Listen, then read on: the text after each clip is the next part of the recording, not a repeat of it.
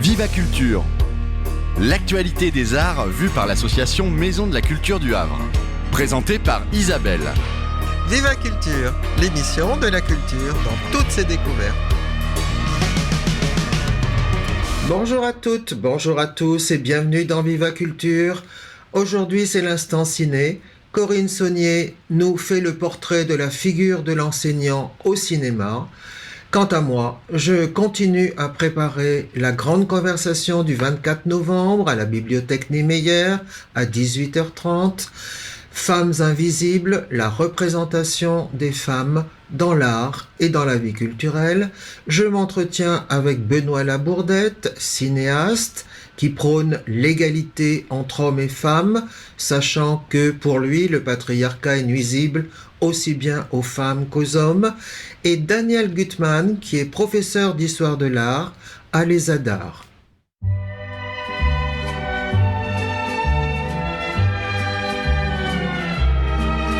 L'instant ciné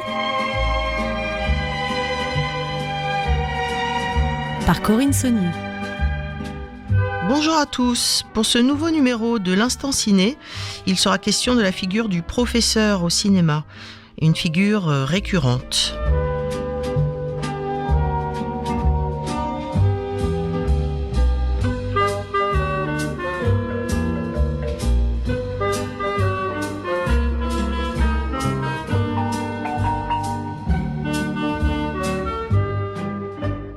Le professeur est, au sens large, un personnage aux multiples avatars au cinéma. Qu'il s'agisse du Pygmalion du personnage d'Audrey Hepburn dans My Fair Lady de George Cukor, du professeur de boxe Apollo Creed qui va aider Rocky à devenir champion du monde, ou du professeur de philosophie qui commet la transgression absolue, c'est-à-dire avoir une relation amoureuse et sexuelle avec sa jeune élève interprétée par Vanessa Paradis dans Noces blanches. Au fond, la problématique est toujours la même. Le professeur peut-il être l'agent de l'émancipation sociale, intellectuelle, émotionnelle, personnelle de son élève ? Pour analyser cette question, nous nous appuierons sur 3 extraits.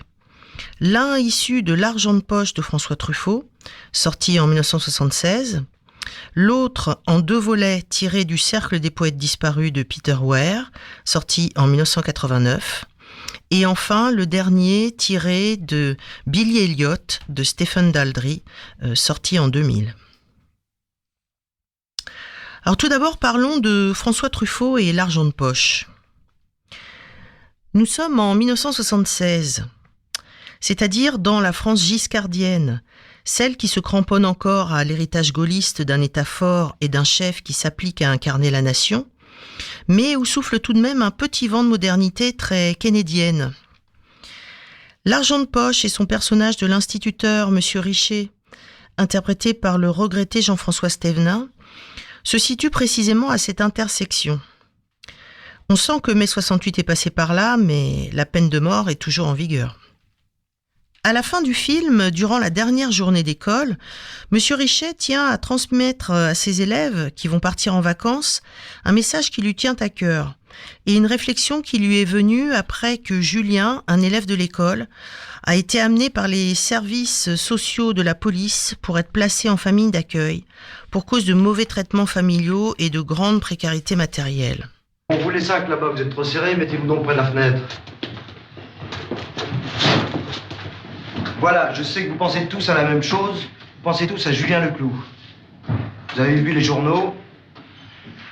Vos parents en ont parlé chez vous, entre eux ou avec vous. Maintenant, vous allez tous partir en vacances. Et moi aussi, je voudrais vous parler de Julien. Alors, à propos de Julien, je ne sais pas grand-chose de plus que vous, mais je voudrais vous donner mon point de vue. D'abord, d'après ce qu'on m'a dit, Julien sera pris en charge par l'assistance publique et il va être placé dans une famille. Quel que soit l'endroit où il sera évidemment mieux qu'avec sa mère et sa grand-mère où il était maltraité. Pour dire les choses exactement, où il était battu. Sa mère sera déchue de ses droits maternels, ce qui signifie qu'elle n'aura plus le droit de s'occuper de lui. Je pense que pour Julien, la vraie liberté va commencer vers 15 ou 16 ans. Lorsqu'il se sentira libre d'aller et venir, devant une histoire aussi terrible que celle de Julien, la première réaction de chacun de nous est de se comparer à lui. J'ai eu une enfance pénible, enfin beaucoup moins tragique que celle de Julien, mais pénible. Et je me souviens que j'étais très impatient de devenir adulte parce que je sentais que les adultes ont tous les droits, qu'ils peuvent diriger leur vie comme ils l'entendent. Un adulte malheureux peut recommencer sa vie ailleurs, peut repartir à zéro. Un enfant malheureux ne peut pas avoir cette pensée. Il sent qu'il est malheureux, mais il ne peut même pas mettre un nom sur son malheur. Et surtout, nous savons qu'à l'intérieur de lui-même, il ne peut même pas remettre en question les parents ou les adultes qui le font souffrir. Un enfant malheureux, un enfant martyr, se sent toujours coupable. Et c'est cela qui est abominable. Parmi toutes les injustices qui existent dans le monde, celles qui frappent les enfants sont les plus injustes, les plus ignobles, les plus odieuses. Le monde n'est pas juste et ne le sera jamais. Mais il faut lutter pour qu'il y ait davantage de justice. Il le faut, on doit le faire. Les choses bougent, mais pas assez vite. Elles s'améliorent, mais pas assez vite. Les politiciens, les gens qui nous gouvernent, commencent toujours leur discours en disant « Le gouvernement ne cédera pas à la menace ». Mais en réalité, c'est le contraire, il cède toujours à la menace.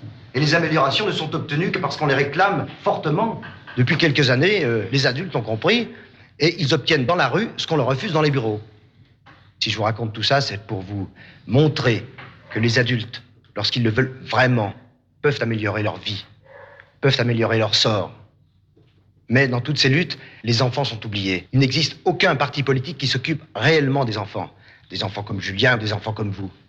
Et il y a une raison à cela. C'est que les enfants ne sont pas des électeurs. Si on donnait le droit de vote aux enfants, vous pourriez réclamer davantage de crèches, davantage d'assistantes sociales, davantage de n'importe quoi, et vous l'obtiendriez, car les députés voudraient avoir vos voix. Par exemple, vous pourriez obtenir le droit d'arriver 1 heure plus tard à l'école en hiver, au lieu de venir en cours dans la nuit. Je voulais vous dire aussi, c'est parce que je garde un mauvais souvenir de ma jeunesse et que je n'aime pas la façon dont on s'occupe des enfants que j'ai choisi, moi, de faire le métier que je fais, être instituteur. La vie n'est pas facile, elle est dure. Et il est important que vous appreniez à vous endurcir pour pouvoir l'affronter. Attention, je ne dis pas à vous durcir, mais à vous endurcir. Par une sorte de balance bizarre, ceux qui ont eu une jeunesse difficile sont souvent mieux armés pour affronter la vie adulte que ceux qui ont été très protégés ou très aimés. C'est une sorte de loi de compensation. La vie est dure, mais elle est belle, puisqu'on y tient tellement. Il suffit qu'on soit obligé de rester au lit à cause d'une grippe ou d'une jambe cassée pour s'apercevoir qu'on a envie d'être dehors, de se balader, pour s'apercevoir qu'on aime vraiment beaucoup la vie. Bon, maintenant vous allez tous partir en vacances. Vous allez découvrir des endroits nouveaux, des gens nouveaux. Et puis à la rentrée, vous passerez tout dans la classe supérieure. Je vous signale que les classes seront mixtes l'an prochain. Et puis vous verrez, le temps passe très vite. Et un jour, vous aurez aussi des enfants. Alors j'espère que vous les aimerez et qu'ils vous aimeront. À vrai dire, ils vous aimeront si vous les aimez. Et si vous ne les aimez pas, ils reporteront leur amour, leur affection, leur tendresse sur d'autres gens ou sur quelque chose d'autre. Parce que la vie est ainsi faite qu'on ne peut pas se passer d'aimer et d'être aimé. Bon, les enfants, l'école est terminée et je vous souhaite de bonnes vacances. Le professeur devenu père n'a pas sa blouse. Ce n'est plus seulement l'enseignant, mais l'homme, le père qui va s'exprimer.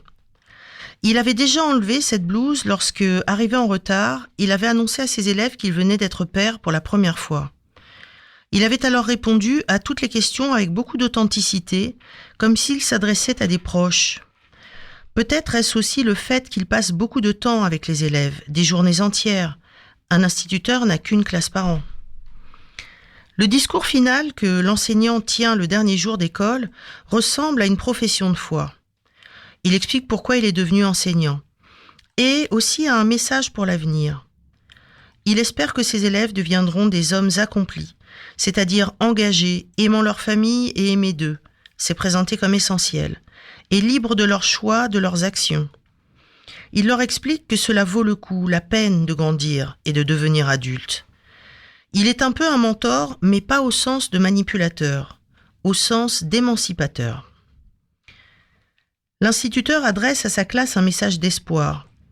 Ce discours peut être perçu comme émancipateur parce que le professeur se projette pour ces êtres en devenir qui, à leur âge, n'ont pas de perspective d'existence à long terme. C'est son rôle de le faire pour eux et d'envisager le meilleur dans cette projection, pour qu'ils se sentent portés. La relation que M. Richet entretient avec ses jeunes élèves est à la fois adulte sans être paternaliste, sécurisante sans être infantilisante. Le professeur se place vis-à-vis de ses élèves à la bonne distance, entre le délire de toute puissance et la lâcheté d'une autonomisation prématurée. Et ce positionnement est émancipateur. Il est celui du respect partagé. Venons-en maintenant au film de Peter Weir, Le Cercle des poètes disparus, sorti en 1989. En 1959, aux États-Unis, Todd Anderson, un garçon timide, interprété par le tout jeune Ethan Hawke, alors adolescent, est envoyé dans la prestigieuse Académie de Welton, qui est un lieu fictif, dans l'État du Vermont, réputé pour être l'une des plus fermées et austères du pays, et où son frère aîné a suivi de brillantes études. Il y rencontre Mr. John Keating, interprété par Robin Williams, un professeur de littérature anglaise aux pratiques pédagogiques non conventionnelles, qui notamment encourage le refus du conformisme, mais aussi l'épanouissement de la personnalité par la vie en poésie, par l'art de profiter de l'instant présent, carpe diem, et par le goût de la liberté. Voulant au maximum suivre la voie nouvelle qui leur est présentée, certains élèves de Keating vont redonner vie au Cercle des poètes disparus, un groupe d'esprits libres et oniriques dont Mr. Keating fut en son temps l'un des membres influents. La découverte d'une autre vie va à jamais bouleverser l'avenir de ces étudiants. En effet, les situations des divers personnages ne se prêtent guère à l'exercice de ces libertés, récemment découvertes, car les mentalités des parents et des professeurs n'admettent pas que leur autorité et leurs ambitions soient remises en question par ces jeunes personnalités tentant de s'affranchir de règles trop rigides. Ce cercle permettant à leurs participants de s'affirmer, il les aide à découvrir leur vraie nature et à vivre comme ils le désirent. La première séquence extraite de ce film est celle qu'on pourrait intituler « Du pas cadencé », lors de laquelle Keating et ses étudiants sont dans la cour de l'établissement. Le professeur dit alors aux élèves de se mettre à marcher, tout simplement. Pas noté, messieurs. Promenez-vous, c'est tout.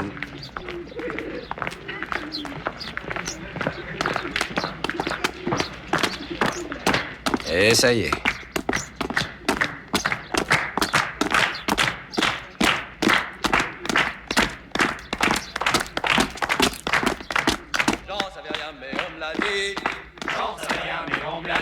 Bien que la poésie. Rien si bien que la poésie.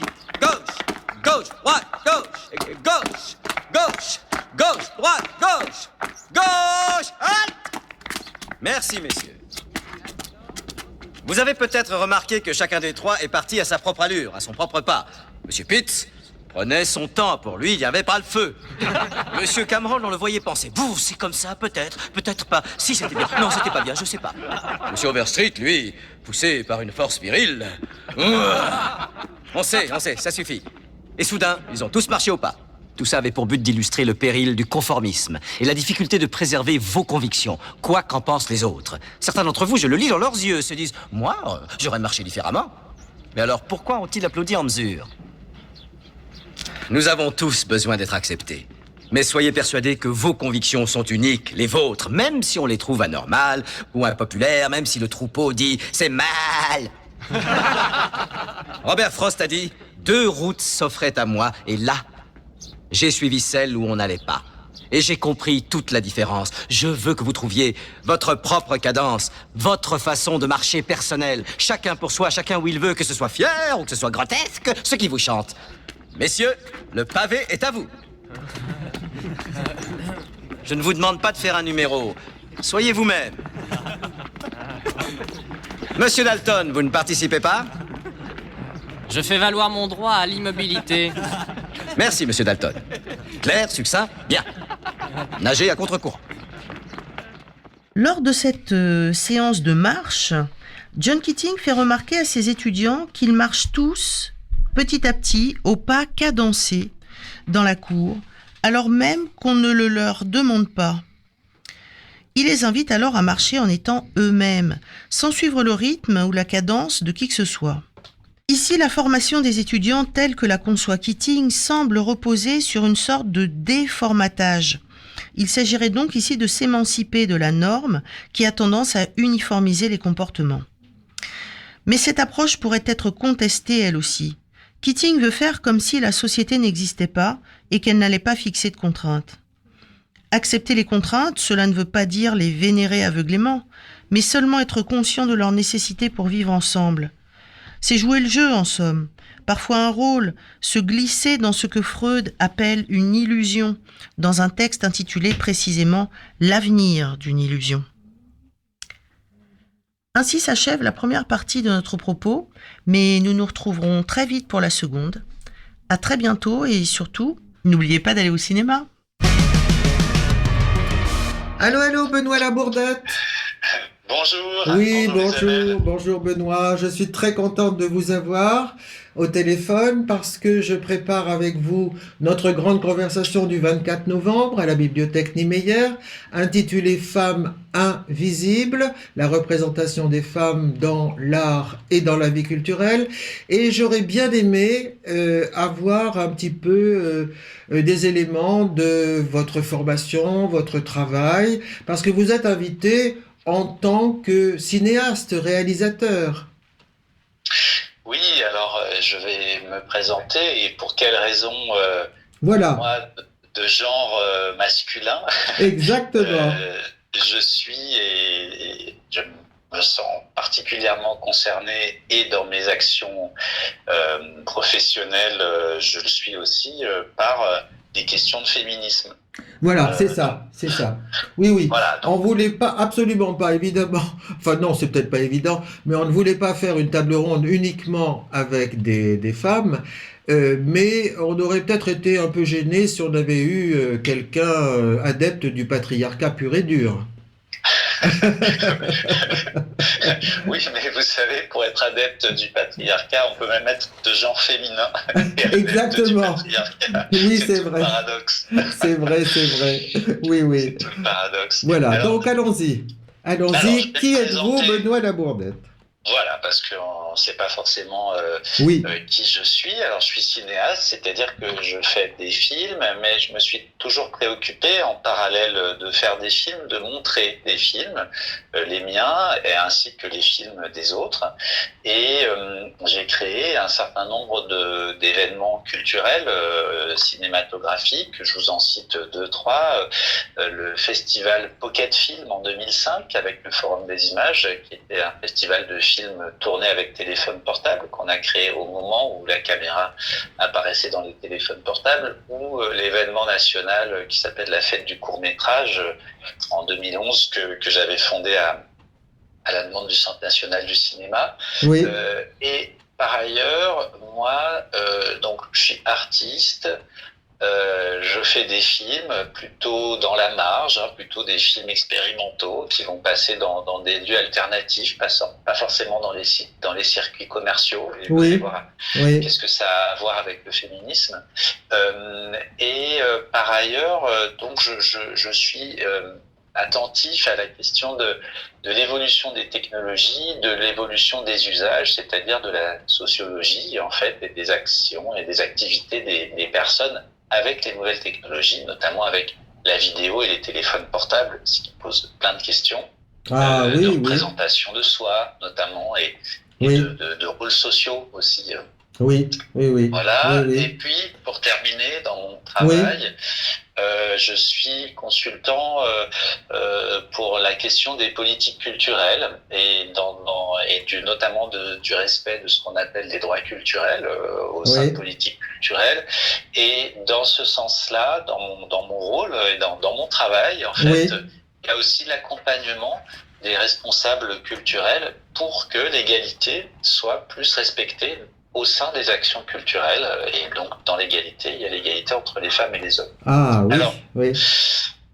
pour vous dire un point autour des images, moi je travaille depuis fort longtemps avec le festival de films de femmes de Créteil. La façon dont les femmes ont pris la parole par les images. Il faut savoir que l'histoire du cinéma, qui commence en 1895, le le cinéma, il est au départ fait principalement par des femmes. Hein. Pourquoi ? Parce que c'était pas du tout un art légitimé, c'était pas un art qui avait, art industrie, hein, c'est toute la question bien sûr, mais c'était pas un art qui faisait gagner beaucoup d'argent au départ.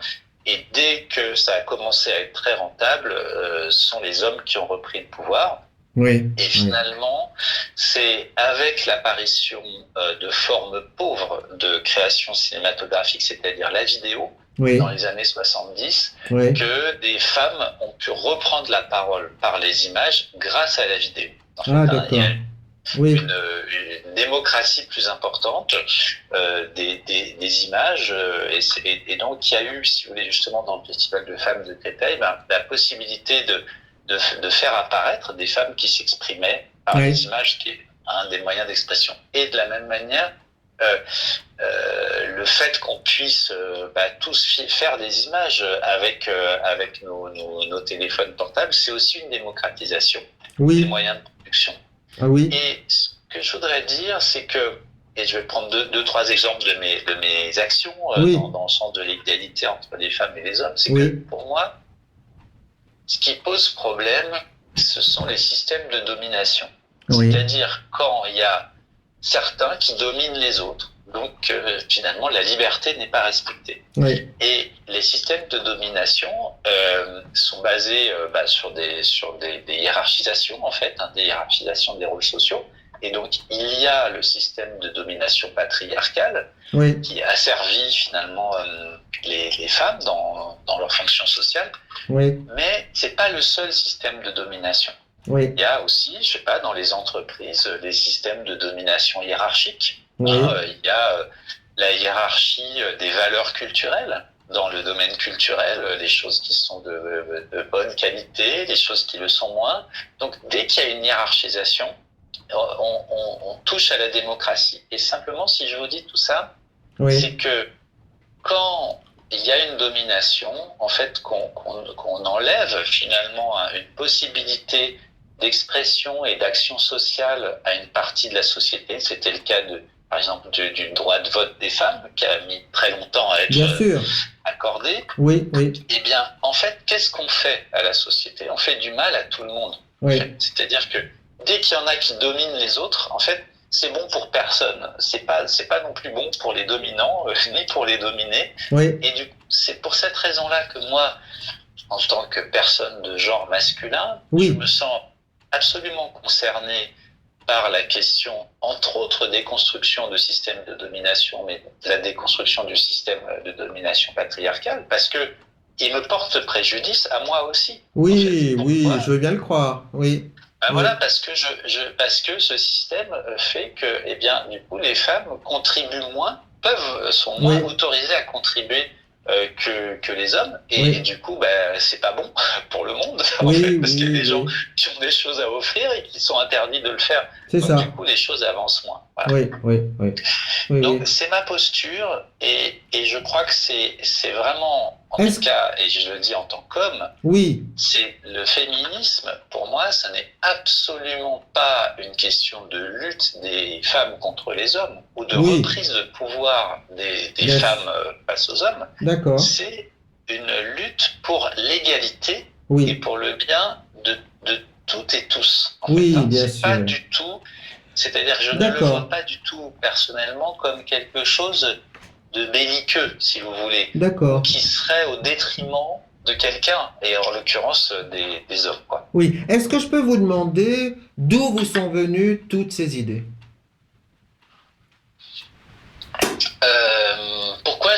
D'où ça m'est venu toutes ces idées ? C'est ça. Comment vos convictions ont-elles germé, évolué ? Comment vous en êtes venu à penser ainsi ? Alors, je vais vous dire, moi, quand j'étais enfant, j'étais plutôt féminin dans ma façon d'être, si vous voulez. Et j'étais pas du tout intégré dans la communauté machiste, si vous voulez. Et j'en étais même exclu de façon agressive. Et du coup, j'étais pas une fille, donc j'étais pas inclus dans la communauté des filles. En fait, j'étais pas du tout inclus là. Mais j'étais pas non plus inclus dans la communauté Oui. des garçons, si vous Oui. voulez. Et du coup, j'ai vécu, moi, en tant qu'enfant, Oui, oui, oui. une vraie discrimination Oui, et aussi ces garçons oui, qui faisaient l'effort, si vous voulez, et qui étaient dans la violence comme ça, oui, oui. j'avais une distance de fait vu que j'étais à l'extérieur et du coup, je voyais le jeu, le théâtre de tout ça, si vous Oui, voulez, oui. et je voyais à quel point ça les empêchait eux-mêmes de s'exprimer et d'être eux-mêmes, en fait, Oui, hein, c'est et de ça. se rencontrer eux-mêmes et de rencontrer les autres. Du coup, Oui, et ça, je l'ai vécu dans mes émotions d'enfant. oui, c'est ça. Oui, d'accord. Oui, Donc c'est pas parce qu'on est un garçon qu'on est forcément du côté des mecs, vous voyez. oui, je comprends, je comprends. Oui, oui, parce qu'effectivement, il y a tout un tas de contraintes qui pèsent aussi sur les garçons, bien évidemment. On devient un garçon. Et absolument, Oui. absolument. Et moi, il se trouve que je suis jamais devenu un garçon Au sens patriarcal. Oui, Voilà, au c'est sens ça. J'ai pas viriliste, réussi. au sens masculiniste et viriliste. Voilà. Voilà, c'est Oui, ça. oui, c'est oui, ça. oui, oui, d'accord. Oui. Et alors, vous travaillez là peut-être avec d'autres. Vous n'êtes pas tout seul à. Alors non, non, je suis pas du tout, je suis pas du tout seul. Bien sûr que non. Moi, si vous voulez, dans mes actions, parce que je fais plein d'actions culturelles diverses, mais par exemple, la question de ce qu'on appelle l'intersectionnalité, c'est-à-dire du lien C'est ça. entre la discrimination de genre et la discrimination d'ethnie, en fait, et pas de race, hein, d'ethnie, parce qu'il n'y a pas de race hein, dans l'humanité, Ouais, bien ouais. sûr. Voilà. Elle est importante, et aussi pour moi, cette question de l'intersectionnalité, elle est importante dans le domaine culturel.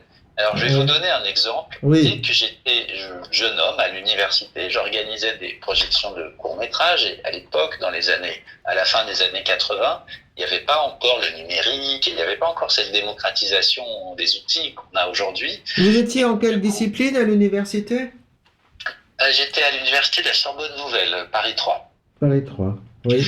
Et c'était dans et- dans quelle discipline? Alors, en cinéma, enfin, Ah, sciences cinéma. humaines et Oui, cinéma. d'accord, Voilà. d'accord. Et si vous voulez, j'avais à cœur, dans les projections que j'organisais à l'époque, il fallait les vrais films, les vrais entre guillemets films, c'était des films qui coûtaient très cher, qui étaient faits soit en 35 mm, c'était des trucs de l'époque, ou en 16 mm.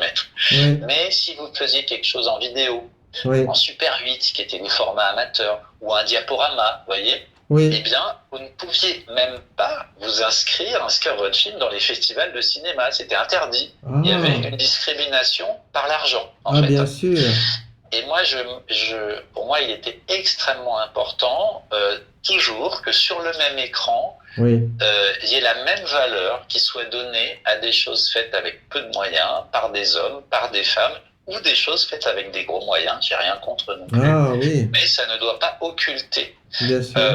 les minorités, si on peut dire, en tout cas les minorités en termes de place d'expression. Et si vous voulez, aujourd'hui tout est numérique, etc. Mais quand on voit dans les grands festivals le nombre, enfin la quantité, je parle du cinéma, là, de femmes, enfin de cinéastes femmes, alors que dans les écoles, moi j'enseigne dans des écoles de cinéma, et ben il y a plus de femmes que d'hommes, mais par contre dans les métiers il y a plus d'hommes que de femmes. Il y a Ah un oui, problème. oui, Et bien sûr. idem, il y a aussi des films, on le sait bien, il y a beaucoup plus de films à gros budget Oui, qu'avant, et du coup, il y a beaucoup moins de place pour des choses plus fragiles. Donc, c'est là où je parle d'un système de domination, et je crois que ah c'est oui, vraiment le rôle de chacune et de chacun d'ouvrir la porte, de faire l'effort, Mhm.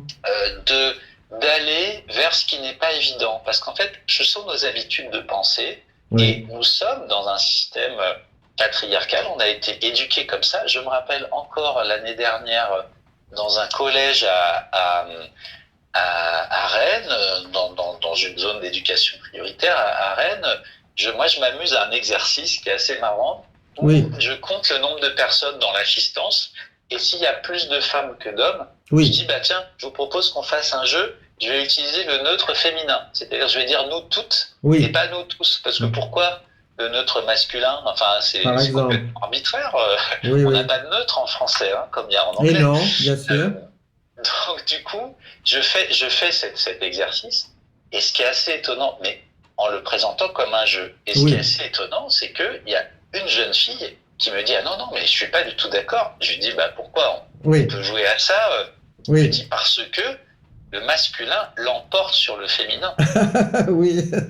Et je lui dis « Mais est-ce que tu entends ce que tu dis là ? Est-ce que tu entends ce que ça signifie au fond de dire ça, en fait ? C'est pas juste parce que les mots, ils signifient quelque chose. » Et je croyais, je suis peut-être naïf, mais je croyais que cette façon d'expliquer la langue française et le neutre masculin, que dire que le masculin l'emporte sur le féminin, c'était interdit des programmes de l'éducation nationale. Et force est de constater que non. Non.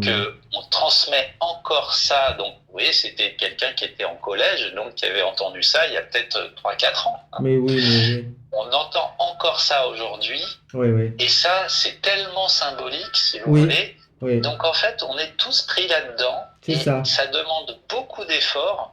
Mais sur moi-même. Et c'est pour ça que moi, je suis très content de participer à votre rencontre, parce que on a vraiment tous à s'enrichir les unes et les uns et les autres de tout ça. On a tous à apprendre, on a tous à avancer vers plus d'égalité et plus de démocratie. Et c'est en nous que c'est présent, tout ça.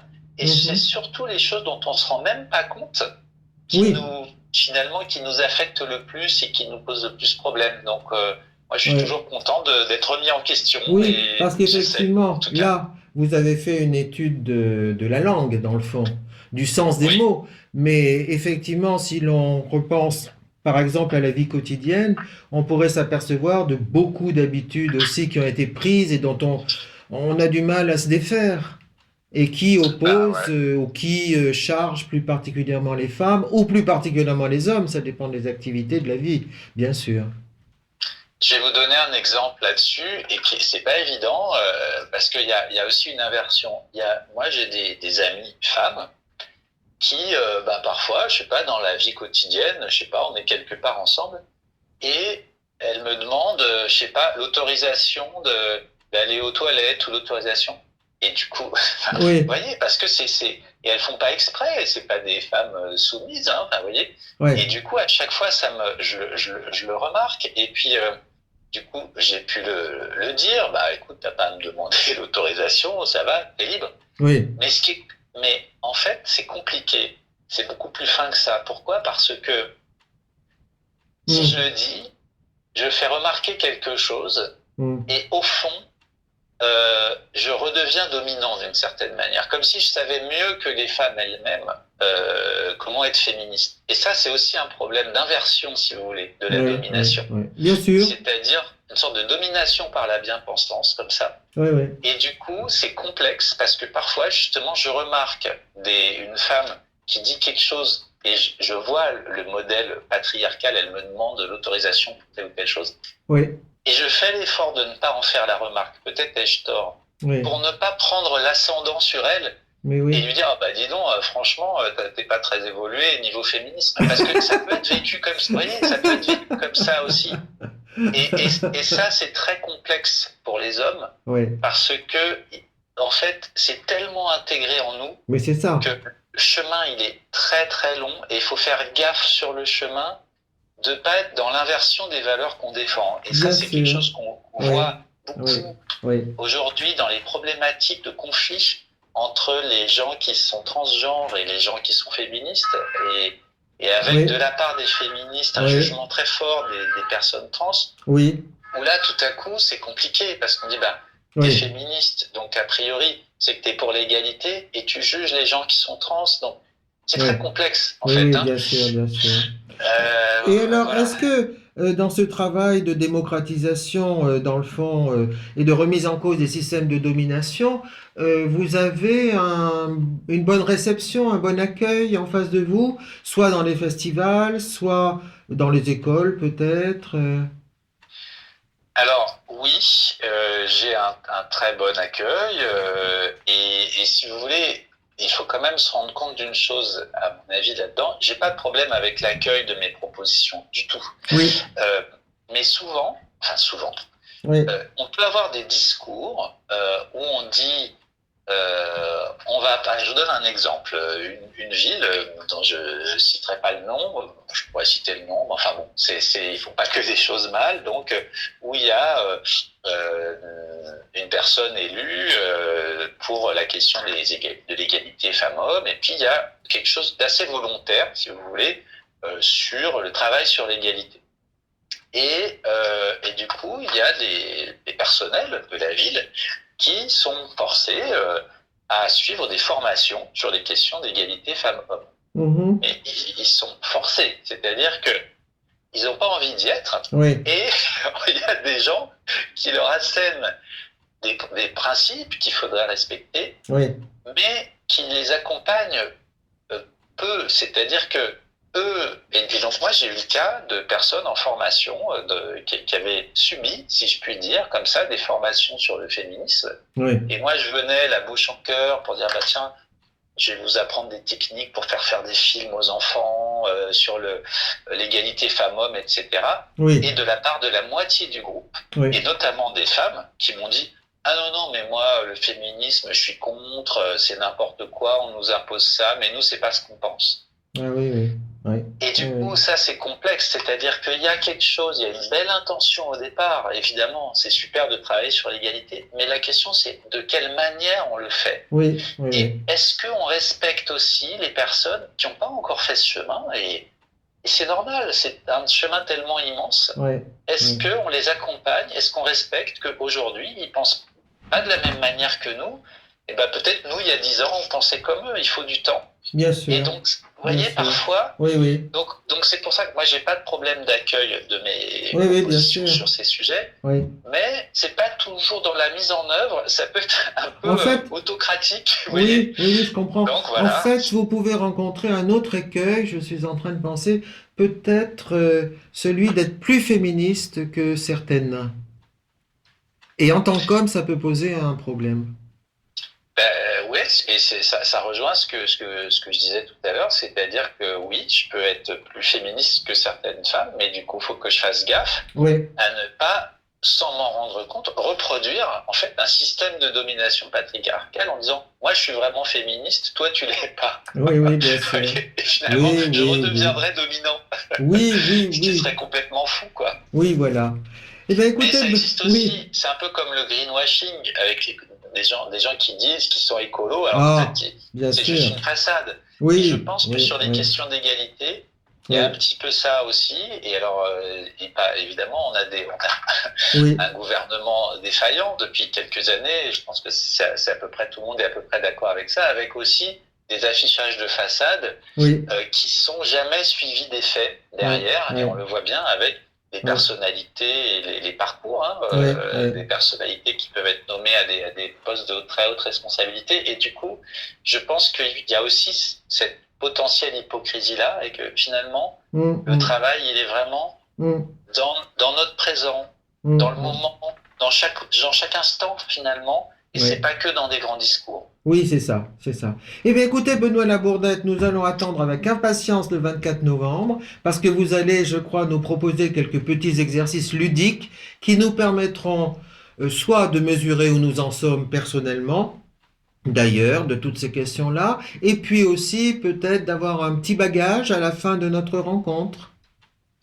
Tout à fait, j'apporterai un certain nombre de petites techniques Voilà. éprouvées Voilà. que je mets en œuvre dans mes actions, tout à fait. Voilà, Benoît Labourdette, un grand merci. Voilà. Eh ben, c'est moi qui vous remercie. Voilà, À rendez-vous bientôt, le au 24, au novembre. revoir.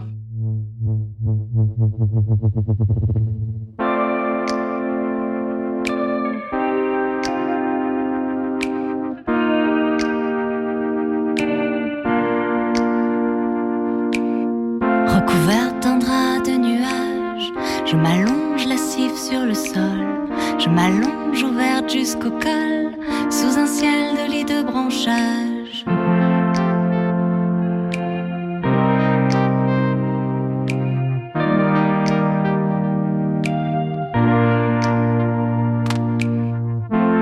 De la vallée profonde monte une moiteur, le long du fleuve en fleurs, mais tu restes dans l'ombre.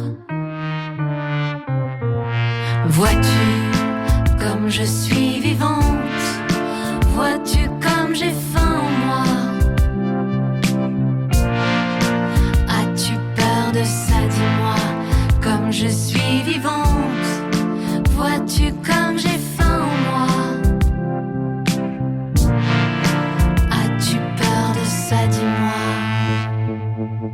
Nue sous le ciel voilé, je m'enfonce dans l'herbe dure, je m'enfonce dans ma nature, mon féminin sacré. Une source parfumée, un escalier en buisson, orgasme à l'horizon, torrent de volupté. Vois-tu comme je suis vivante? Vois-tu comme j'ai faim en moi?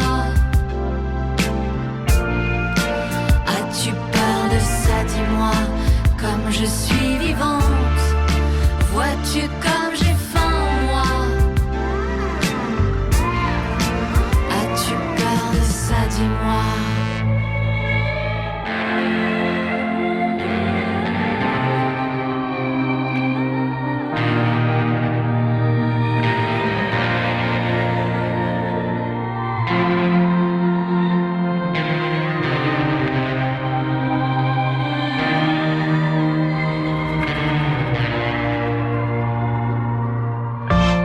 Dans la lumière bleutée, tu envisages la scène, tu m'envisages au sein de la plaine.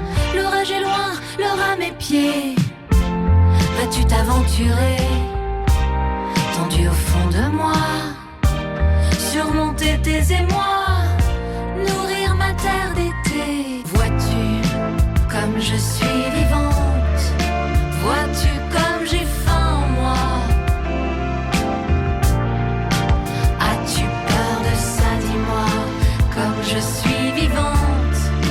Vois-tu comme j'ai faim en moi? As-tu peur de ça, dis-moi?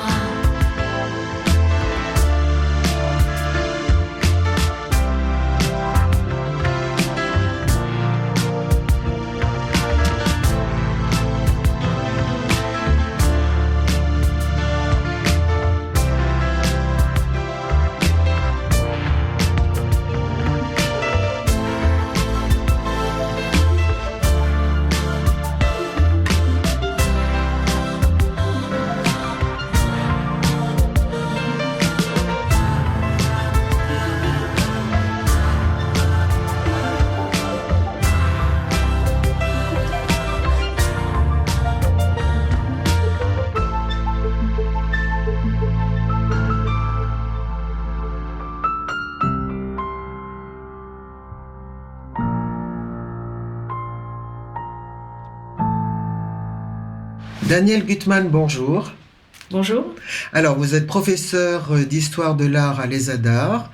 D'ailleurs, vous avez animé un cours du soir sur les femmes artistes et c'est effectivement pour cela que je m'entretiens avec vous, parce que nous préparons notre grande conversation sur la représentation des femmes dans l'art et dans la vie culturelle, intitulée Femmes invisibles, le 24 novembre à la bibliothèque Niemeyer. Et j'aurais aimé profiter, on va dire, de vos connaissances, de votre savoir sur ce sujet qui est encore beaucoup d'actualité. Alors je crois que vous pouvez me citer peut-être une grande historienne de l'art, spécialiste du 19e siècle, Linda Nochlin. Oui, tout à fait. Donc je trouve que cette historienne de l'art américaine est très importante pour les études sur les femmes artistes, parce qu'elle a écrit de nombreux textes, dont un qui est resté très célèbre et qui s'appelle « Pourquoi n'y a-t-il pas eu de grandes artistes femmes ?» Oui, c'est une grande question. Voilà. Et donc, elle analyse un peu les différentes manières que l'on a d'essayer de mettre en valeur les carrières et les œuvres des artistes femmes. L'une d'elles consiste à les répertorier, à mieux les connaître, à exhumer leurs œuvres, à les exposer. Une autre manière d'étudier l'art des femmes, c'est d'essayer de voir si dans leurs œuvres il y a des thématiques ou des médiums ou des formes qui reviennent peut-être plus souvent, et une troisième manière qui essayait de comprendre sur le plan idéologique, sociologique, pourquoi, dans le fond, les femmes n'ont pas pu devenir, pour grand nombre d'elles, des grandes artistes. Et elle nous dit que cela dépend énormément de l'attente qu'une société peut avoir de ces femmes. Mais c'est terrible. Oui, c'est terrible. Et elle dit, il n'y a pas eu de grande artiste femme, je cite, plus ou moins, tout comme il n'y a pas eu de grands pianistes de jazz lituaniens ou de grands joueurs de tennis esquimaux. Oui. C'est-à-dire que si la société n'a pas d'attente vis-à-vis des femmes pour qu'elles deviennent des artistes, eh bien, ça ne pourra pas créer, favoriser, aider les jeunes femmes à devenir des artistes. Oui, d'autant plus qu'il y a énormément d'obstacles. Voilà. Il y a eu énormément d'obstacles du côté institutionnel, du côté de l'éducation. Rien n'a favorisé l'accès des femmes à l'art. Nous savons que l'école des beaux-arts de Paris a été fermée aux jeunes femmes artistes jusqu'à la toute fin du 19e siècle. Donc elles étaient obligées d'entrer dans un atelier privé. Elles n'avaient pas accès à la représentation du nu, notamment masculin, de telle sorte qu'elles ne pouvaient pas représenter ni étudier l'anatomie. C'est très important le nu dans la peinture. Oui, tout à fait, dans la peinture occidentale classique, donc de la Renaissance jusqu'à la fin du 19e siècle, c'était la peinture d'histoire qui était au sommet des genres, comme on dit, artistiques, qui permettait de recevoir de très nombreuses commandes, qui permettait d'avoir ou non le prix de Rome, et si elles ne pouvaient pas étudier le nu, eh bien, elles étaient handicapées pour traiter ces sujets qu'on appelle peinture d'histoire. Oui. Alors, on cite souvent Artemisia, par exemple, ou récemment Rosa Bonheur. Elles ont eu quelques avantages sur d'autres femmes peintres. Oui, on peut dire ça. C'est-à-dire que on peut avancer cela comme le fait d'ailleurs Linda Nochlin, c'est que les femmes qui ont réussi, très souvent, elles venaient de familles dont le père était déjà artiste. Donc elles ont eu l'éducation à l'intérieur de l'atelier du père et sans doute aussi les encouragements. Parce qu'il faut aussi être poussé, encouragé pour entrer dans cette voie-là. Oui, Oui, et puis le milieu peut-être aussi favorise l'émergence et la possibilité de devenir artiste. Oui, il y a un deuxième profil d'artistes femmes qui se dessine, je trouve, c'est des femmes qui sont issues de milieux aisés, cultivés, fortunés, c'est-à-dire qui ont les codes culturels, sociaux, et qui sont aussi aidées au sein de leur famille pour aller plus loin dans l'art. C'est ça. Alors on pourrait parler plus récemment d'Annette Messager, par exemple, qui a rencontré énormément d'obstacles. Oui. Elle le dit effectivement dans certaines de ses paroles. Oui. Elle dit qu'elle est passée donc par une école des beaux-arts, l'école des arts décoratifs de Paris. Oui. Elle dit, je cite, « C'est un lieu d'hommes, je parle des professeurs, dans lequel s'enseigne une histoire de l'art où il n'y a presque exclusivement que des hommes. On parle toujours et encore de la puissance d'une œuvre, de sa force. » Oui. Et donc elle a compris que pratiquer la peinture, c'était entrer dans une histoire masculine qui n'était pas très ouverte aux femmes. Et c'est la raison pour laquelle elle a préféré faire une sorte de déviation vers les arts dévalorisés, comme l'art brut, l'art populaire, la broderie, le cinéma, la photographie, qui à l'époque était dévalorisée. Et c'est par ce biais, en faisant un pas de côté, qu'elle a mené son œuvre. De même que Louise Bourgeois. Oui, alors Louise Bourgeois, elle vient d'une famille de gens qui restauraient des tapisseries. Oui, Donc voilà. elle a appris Oui, ce c'est métier-là dans Oui. sa famille, Oui. mais elle est devenue sculpteur et elle a été proche du milieu surréaliste. Mhm. Alors je crois que vous avez un exemple qui est assez fascinant, c'est celui de Ghada Amer, qui est d'origine égyptienne. Oui, c'est une égyptiano-franco-américaine Oui. actuellement. Oui. Et elle a fait ses études artistiques à l'école d'art La Villa Arson, à Nice, Mhm. qui est un lieu qui a formé beaucoup d'artistes qui comptent aujourd'hui sur la scène contemporaine. Mhm. Et Ghada Amer raconte que quand elle a voulu entrer dans l'atelier peinture, on lui a dit que c'était pas possible parce que les femmes ne réussissaient pas dans le domaine de la peinture. Mhm. Donc ça, c'est dans les années 80. Mhm. Donc c'est quand même très récent. Mais oui. Et donc elle a été obligée de déplacer sa pratique et elle a décidé de travailler la broderie Mhm. pour être aujourd'hui reconnue comme une grande peintre C'est en ça. broderie Ah oui, oui. et revenir dans le champ pictural mais avec le médium de la broderie. Oui, oui, oui. Et je crois qu'on s'est aperçu de tous ces soucis, de tous ces problèmes dans les années 70, mais récemment, nous avons eu une grande exposition au Centre Pompidou, intitulée Elle, organisée par Camille Morino. Oui, c'est une exposition qui a fait date dans l'histoire de l'art des femmes. C'est une exposition qui a été cherchée dans les collections du Musée national d'art moderne, au Centre Pompidou, de très très nombreuses œuvres de femmes, Mhm. pour montrer qu'on pouvait faire une histoire de l'art du XXe siècle avec ces œuvres-là. Et que voilà. les femmes, c'était artistes, Oui. c'était exprimé dans des styles, dans des préoccupations les plus diverses et qui recoupent l'histoire de l'art du XXe siècle. Oui. Cette exposition a eu un succès mondial. Oui, tout Oui. à fait. Oui, oui. La France a repris le flambeau des études féministes dans ce domaine. Elle était en retard. Oui, elle était très en retard. Oui.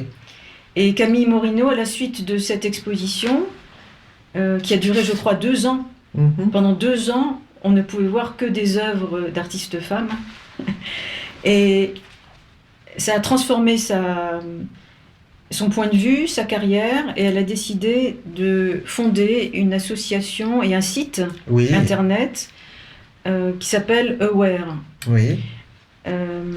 Aware, c'est Archives for Women for Research of Art. Mhm. Et donc chacun de nous pouvons aller sur Internet et avoir des informations. C'est une banque de données sur des femmes Oui. artistes. Oui. Oui. Et récemment, cette association a même une implantation à Paris, Oui. dans la villa Vassiliev, près de la gare Montparnasse, Oui. qui est un centre de documentation sur les Mhm. artistes femmes. Mhm. Mhm. Et sur ce site, on peut aussi découvrir des articles plus thématiques, on peut dire, sur les femmes artistes. Oui. Notamment une interview de Camille Morino, à qui on pose la question, mais d'après vous, aujourd'hui, au XXIe siècle, quels seraient les plafonds de verre qui existeraient encore Oui.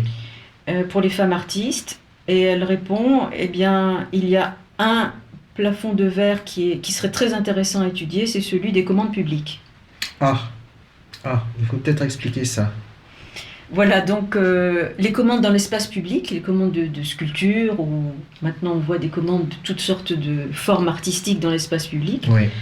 ont été l'apanage des hommes, sont les hommes qui ont reçu des commandes, en grande partie, Oui. et très peu de femmes ont reçu des commandes. Elles commencent actuellement à en recevoir, Mhm. mais l'espace public a été un lieu fortement peu ouvert aux artistes femmes. Mhm. Mhm. Alors, vous avez quand même privilégié on va dire, une tapissière, une artiste qui a commencé dans la tapisserie et continué dans la tapisserie, Magdalena Abakanowicz. Oui, je trouve que c'est une artiste vraiment très intéressante. Elle est décédée il y a peut-être 5 ou 6 ans. Oui. Elle est polonaise Mhm. et elle a commencé ses études juste après la Deuxième Guerre mondiale à l'école d'art en Pologne. Et elle a commencé à réaliser des tapisseries. Et dans les années 60, elle a fait partie de ces femmes qui ont révolutionné l'art de la tapisserie pour en faire des volumes. Mm. Des volumes, des environnements, aujourd'hui Mhm. on dirait installations, Oui. c'est-à-dire de faire passer la tapisserie de la 2 dimensions vers le tridimensionnel, Mhm. ce qu'on appelle le nouvel art textile. Ah oui. Donc Oui. elle a déjà opéré cette première évolution, Mhm. et ensuite à partir des matériaux qu'elle utilisait, qui étaient des matériaux très pauvres, Mhm. du jute, du sisal, du chanvre, elle a commencé à sculpter des corps, Mhm. et elle a réalisé des foules. À partir de là, un collectionneur italien lui a passé une commande pour son jardin, Mhm. pour sa propriété, et elle a pu expérimenter le bronze. Mhm. Oui, il faut dire que les foules ont eu un énorme succès. Oui, Oui. tout à fait. C'est une artiste qui a été très reconnue dans les années 60, 70, 80, 90, qui a reçu des commandes publiques, qui a été une des premières femmes, avec Niki de Saint-Phal, à réaliser des œuvres dans l'espace public. Oui. Oui. Et elle a donc reçu des commandes dans plusieurs pays dans le monde. Et ce qui est intéressant avec Magdalena Bakanovic, c'est que donc je reprends le titre de l'article de Linda Neuklin. Oui, oui. Pourquoi n'y a-t-il pas eu de grande artiste femme? Oui. Eh bien, j'ai envie de dire que Magdalena Bakanovic sans doute peut s'inscrire dans ce qu'on appelle une grande artiste femme, parce que assez récemment, un artiste qui s'appelle Kader Attia, qui a une œuvre, entre autres, qui se trouve au Centre Pompidou, a dit très clairement qu'il a été influencé par les foules de Magdalena Bakanovic.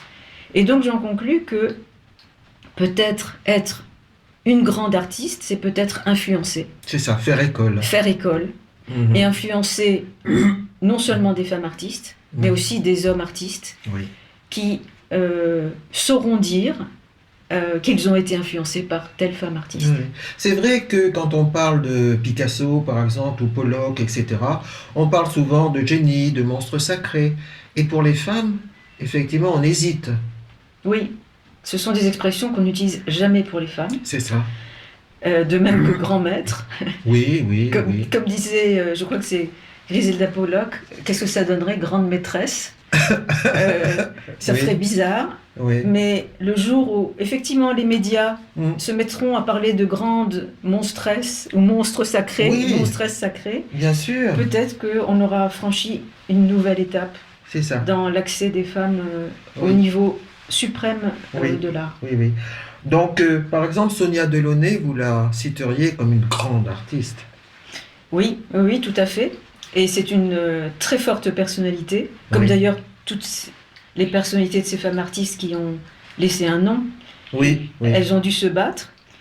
Et Sonia Delaunay a une biographie assez extraordinaire, Mhm. parce qu'elle a su faire avec les limites institutionnelles, idéologiques de son temps, Oui, et elle a réussi à traverser tout ça. c'est ça. Elle vient d'une famille très modeste, russe. Mhm. Elle a été ensuite élevée par son oncle qui avait de la culture et qui était aisé. Et elle a été faire des études en Allemagne, je crois, Ouais. où sans doute sa vocation s'est affirmée, Mhm. avec déjà des œuvres très, très audacieuses, très colorées. Mhm. Donc on peut dire qu'elle était déjà dans l'avant-garde Oui. du XXe siècle.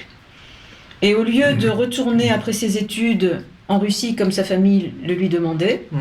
elle craignait d'être arrêtée dans sa vocation. Et voilà. Elle a fait un mariage arrangé Mhm. avec Wilhelm Hude, Mhm. qui était un critique d'art. Mhm. Et Ainsi, elle a pu aller à Paris, où se trouvait le milieu le plus important de l'art d'avant-garde à cette époque-là. Et quelques années plus tard, elle a rencontré Robert Delaunay. Voilà. Et c'est après la mort de Robert Delaunay et la rétrospective qu'elle a organisée pour le faire connaître, reconnaître, pour qu'on évalue aussi la qualité de ses œuvres, qu'elle s'est remise à peindre parce qu'elle avait un petit peu cessé. Elle faisait plutôt du décoratif. Alors voilà, elle a eu une grande phase effectivement entre, on va dire, entre la Première Guerre mondiale et la fin de la Deuxième Guerre mondiale, Oui, où elle a gagné l'argent du couple c'est ça. en créant des nouveaux motifs d'art abstrait, Oui, de tissus, voilà. de créer des robes contemporaines, aussi avec ces motifs issus de sa peinture. Oui, Apollinaire l'avait encouragée, voilà. et elle-même pensait que il fallait que Robert Delaunay puisse créer tranquillement parce que c'est lui qui devait émerger, et elle apportait l'argent au couple. Donc elle a très très bien réussi dans le domaine de la création de mode. Oui, Et après la Deuxième Guerre mondiale, donc Robert Delaunay est décédé. Elle a fait organiser une exposition pour qu'il soit reconnu comme un très grand artiste comme Picasso et Braque. oui, Elle a réussi. oui. Il a eu une exposition posthume au Musée national d'art moderne. La cote de ses œuvres a monté également. Et ainsi, elle a pu vivre de Oui, ça oui, oui. et redevenir peintre, C'est se ça. remettre à la peinture. C'est ça. Alors c'est un exemple quand même particulier parce que c'est une artiste femme qui passe une grande partie de sa vie à soutenir son mari, à s'effacer derrière le travail et peut-être après le succès de son mari, pour après seulement réussir à... Enfin, si je néglige l'exposition célèbre de 1925 dans la mode, elle se remet à peindre seulement après.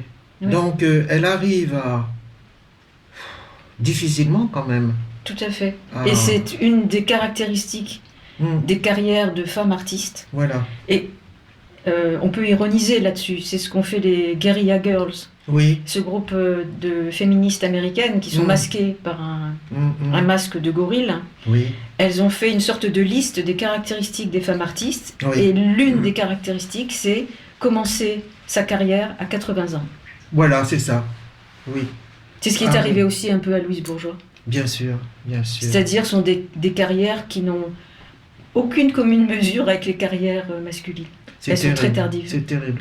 Parce que d'un côté, on voit le poids de la société, mais aussi peut-être évidemment l'intériorisation des obstacles par les femmes. Oui. C'est pour ça qu'il faut beaucoup de conviction, d'énergie. Et on revient à une idée de Virginia Woolf qui disait que quand on éduque les filles, il faut leur donner beaucoup de confiance en elles. Voilà. Merci beaucoup, Danielle Gutmann. Merci. Merci. Au revoir.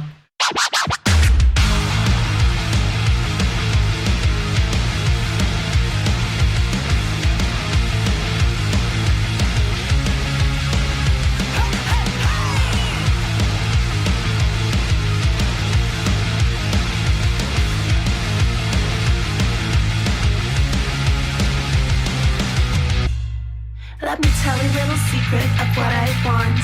The only thing that can make me come is not your fame, it's not your car, it's not your cash or platinum card. I want a dirty, sick, fucked up shit. Dirty, sick, chaotic. Dirty, sick, fucked up shit. Dirty, sick, dirty, dirty, sick. I want to hurt you. I want you to hurt. I wanna stick a knife through your heart and twist and turn. Oh, I want you filthy. I want your disease. I want your sex, your hate, your fist, your rage in me. It's not your fame and it's not your car. It's not your fame and it's not your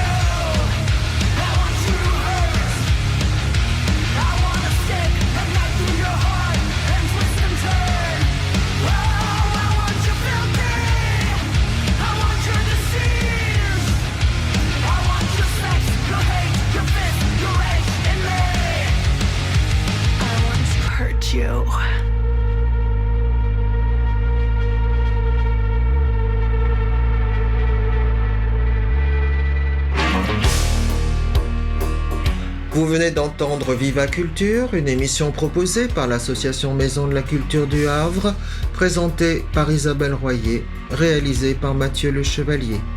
À notre agenda culturel, je vous recommande vivement d'écouter en podcast la série intitulée Invisible de Catherine Desormières, consacrée aux femmes peintres inconnues.